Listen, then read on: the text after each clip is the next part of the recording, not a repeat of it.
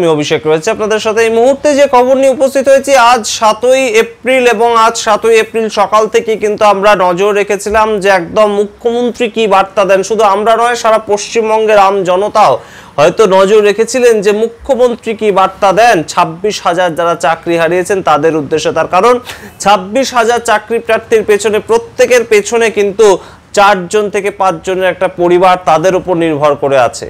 তারা কারোর বাবা, কারোর মা, কারোর ভাই, কারোর বোন, কিন্তু তাদের উপর কিন্তু সংসারের দায়িত্ব আছে, যে কথাটা নিয়ে বারংবার আমরা চর্চাও করেছি ইতিমধ্যেই। এবং তাদের যদি হঠাৎ once in a fine morning তারা যদি দেখেন তাদের রোজগারটা বন্ধ হয়ে গিয়েছে, যাদের কিনা মাইনে ছিল 58 থেকে 60,000 টাকা পর্যন্ত, কিছু কিছু ক্ষেত্রে কমও, যারা শিক্ষাকর্মী তাদের কম মাইনে ছিল, কিন্তু যারা সাবজেক্ট টিচার ছিলেন 9, 10, 11, 12 তাদের মাইনে এতটাই ছিল।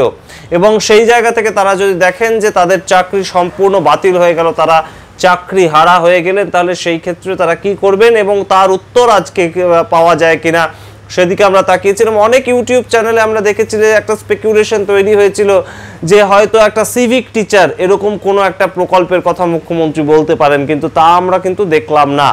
মুখ্যমন্ত্রী মমতা বন্দ্যোপাধ্যায় একদম সরাসরি যখন বৈঠক করতে গেলেন, আমরা দেখলাম যে একদম সময়ের বেশ কিছুটা আগেই তিনি পৌঁছে গিয়েছেন। নির্ধারিত সময় ছিল বেলা 12টার থেকে মিটিং শুরু হওয়ার কথা ছিল, কিন্তু 11:25 নাগাদ তিনি পৌঁছে যান একদম নেতাজি ইন্ডোর স্টেডিয়ামে। এবং তখন একটা বিশৃঙ্খলা তৈরি হয় যে কে ভেতরে ঢুকতে পারবে, কে ভেতরে ঢুকতে পারবে না, একটা পাস জনিত, অর্থাৎ যে পাসের মাধ্যমে মুখ্যমন্ত্রীর বৈঠকে তারা অ্যাটেন্ড করতে পারবে সেই পাস জনিত একটা সমস্যা দেখা যায়। পরে যখন বৈঠক শুরু হয় আমরা দেখতে পাই যে যারা চাকরি হারিয়েছেন, যারা চাকরি হারা চাকরি প্রার্থী, তারা ন্যাচারালি তাদের মনের ক্ষোভ বিক্ষোভের জায়গা থেকে, একটা হতাশার জায়গা থেকে তারা উত্তেজনার খানিকটা সৃষ্টি করেন। কিন্তু সেটা সমস্তটাই আমরা দেখি যে বিশিষ্ট জনেরা আগে বক্তব্য রাখেন। যারা চাকরি হারিয়েছেন তাদের কনভেনার থেকে শুরু করে বেশ কিছু মানুষ, তাদের পক্ষ থেকেও তারা জনপ্রতিনিধি যাদেরকে ঠিক করেছে 26,000-এর প্রতিনিধি হিসাবে, সেই প্রতিনিধিরাও কিছু কথাবার্তা বলেন এবং তার পরবর্তীতে একদম শেষে বক্তব্য রাখেন মুখ্যমন্ত্রী মমতা বন্দ্যোপাধ্যায়। এবং মুখ্যমন্ত্রী মমতা বন্দ্যোপাধ্যায়ের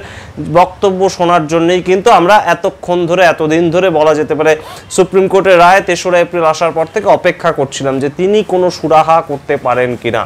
তার কারণ একদম তিনি আধিকারিক, তিনি সব কিছুর একদম উপরে রয়েছেন এবং পশ্চিমবঙ্গের সমগ্র দায়িত্ব তার উপর রয়েছে। এবং 2025 সালের যখন এপ্রিল মাস, এটা তখন 2026 সালে ভোট রয়েছে, সেইটাও একটা মাথায় ছিল আমাদের। এবং রাজনৈতিক বিশ্লেষক যারা নিউজ অ্যানালিসিস করেন তারাও কিন্তু বলছিলেন যে একটা বিভিন্ন কোনো একটা পর্যায়ে মুখ্যমন্ত্রী কিন্তু এদের পাশে দাঁড়াবেন এবং সেই বার্তাটাই মুখ্যমন্ত্রী দিতে চলেছেন, শুধু শুধু তিনি যাচ্ছেন না।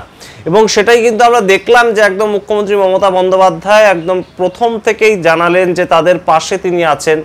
তার সঙ্গে অবশ্যই তিনি বিরোধী দলের বিকাশ রঞ্জন ভট্টাচার্য, সিপিআইএম-এর রাজ্যসভার সাংসদ এবং আইনজীবী, তিনি তার বিরুদ্ধে একটা তার যে ক্ষোভ সেটাও তিনি উগরে দেন। এবং বিকাশ রঞ্জন ভট্টাচার্য কেন আইসোলেটেড হবেন না পলিটিক্যালি সেটাও তিনি একটা দাবি করেন। কিন্তু সেসব তো গেল একদিকে, যেটা মূল প্রশ্ন সেটা হচ্ছে যে চাকরি হারাদের উদ্দেশ্যে মুখ্যমন্ত্রীর দেয়া সলিউশনটা কি। আমরা সবাই জানি যে চাকরিহারাদের একদম সুপ্রিম কোর্টের চাকরি নির্দেশেই কিন্তু চাকরি গিয়েছে এবং তাদের যে চাকরি এই মুহূর্তে কিন্তু সেটা কোর্টের নির্দেশ ছাড়া ফিরে আসা সম্ভব নয়।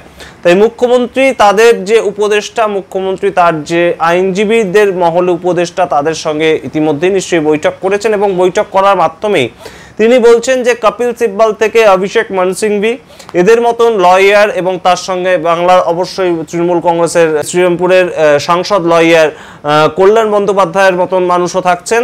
এবং এই যে একটা টিম তিনি তৈরি করে দিচ্ছেন, তারা সম্পূর্ণভাবে কিন্তু একটা লিগ্যাল অ্যাসিস্ট্যান্স দেবেন যারা চাকরি হারিয়েছেন তাদের।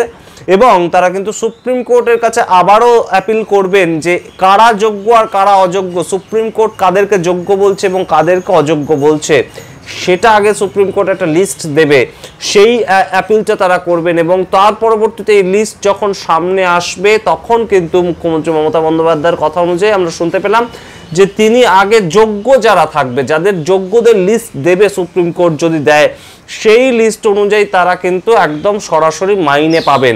এবং বর্তমানে তাদেরকে কিন্তু মুখ্যমন্ত্রী একদম উপদেশ দিলেন যে যাতে শিক্ষা ব্যবস্থা ভেঙে না পড়ে, তাই জন্য যাতে স্কুলে গিয়ে তারা প্রতিনিয়ত ভলেন্টিয়ারলি একদম শিক্ষকতা করেন, তারা যাতে একদম শিক্ষক কর্মী অশিক্ষক কর্মী যারা রয়েছেন তারা যাতে ভলেন্টিয়ারলি যে স্কুলে তারা কর্মরত ছিলেন তারা যাতে সেখানে গিয়ে একদম শিক্ষা ব্যবস্থার সঙ্গে যুক্ত থাকেন। তার কারণ বিভিন্ন জায়গা থেকে কিন্তু একটা কথা উঠে আসছিল, একটা স্পেকুলেশন তৈরি হচ্ছিল যে এদেরকে কি সিভিক টিচার এবার তৈরি করবেন মুখ্যমন্ত্রী মমতা বন্দ্যোপাধ্যায়, কিন্তু তেমন কিন্তু নয়। মুখ্যমন্ত্রী মমতা বন্দ্যোপাধ্যায় বলছেন যে কোর্টের যেহেতু নির্দেশ রয়েছে, কোর্টের নির্দেশকে সম্পূর্ণ অগ্রাহ্য করা তেমন কিন্তু সম্ভব নয়, কিন্তু কোর্ট কিন্তু বলেনি যে কেউ ভলেন্টারিলি কাজ করতে পারবেন না। অর্থাৎ কেউ যদি ইচ্ছায়, নিজের ইচ্ছায়, সদিচ্ছায় গিয়ে একটি স্কুলে পড়াতে চান তাহলে তিনি যে পারবেন না সেটা কিন্তু নয়। এবং 3 মাসের যে সময়সীমা দেওয়া হয়েছে সেই সময়সীমাটাকে কি করা যায়, সেই সময়সীমাটার মধ্যে কিভাবে সম্পূর্ণ প্রসিডিওরটাকে করা যায় সেটা অবশ্যই তিনি লক্ষ্য রাখবেন। এবং পরবর্তীতে তিনি কিন্তু বলেছেন যে কথাটা কারোর চাকরি যাবে না, কারোর চাকরি কিন্তু যাবে না, এই কথাটা কিন্তু গুরুত্বপূর্ণ।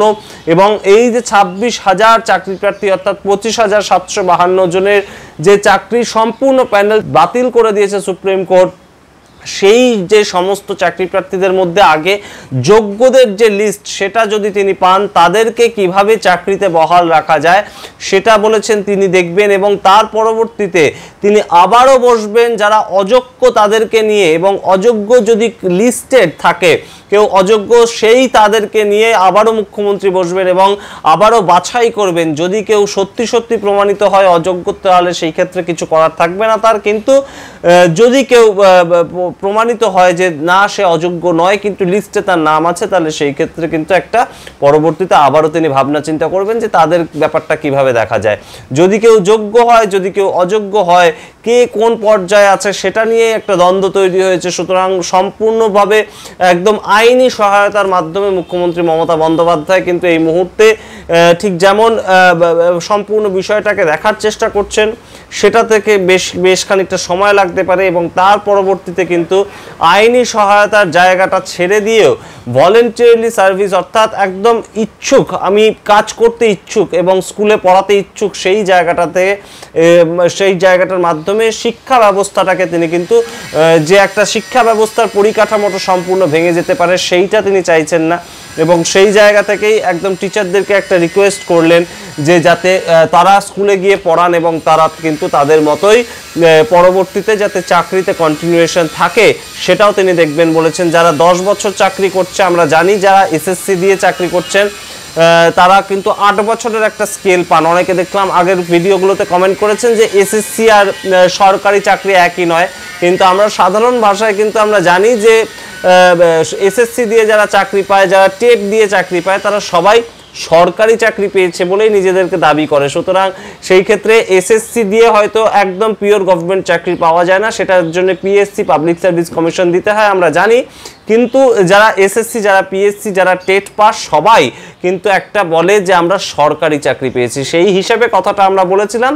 এবং অবশ্যই কিন্তু গুরুত্বপূর্ণ যে কথাটা সেটা কিন্তু এই মুহূর্তে যারা শিক্ষক অশিক্ষক কর্মী 26,000 চাকরি হারা তাদের পাশে কিন্তু মুখ্যমন্ত্রী দাঁড়ানোর কথা বললেন, আশ্বাস দিলেন এবং বারংবার যে কথাটা বললেন কারোর চাকরি তিনি যেতে দেবেন না। যে কথাটা তিনি 2024 সালেও বলেছিলেন হাইকোর্টের রায়ের পর ঠিক একই কথা বলছেন। কিসের জোরে বলছেন, পরবর্তীতে এটা কি প্রমাণিত হয়, চাকরি আদৌ থাকে এদের নাকি চাকরি আদৌ যায়, সমস্তটাই আমরা নজর রাখবো। এবং এই যে উত্তেজিত এই মুহূর্তে একদম সম্পূর্ণ যারা 26,000 চাকরি প্রার্থী যারা চাকরি হারিয়েছেন তাদের পরবর্তী ভবিষ্যৎ কি হয়, তাদের পরবর্তী স্ট্যান্ড পয়েন্ট কি থাকে, নেতাজি ইন্ডোর থেকে বেরিয়ে এসে তাদের যে সংগ্রামী যৌথ মঞ্চ তাদের যে বক্তব্য সেটা কি থাকে সেটা আমরা অবশ্যই নজর রাখবো, তুলে ধরবো আপনাদের সামনে।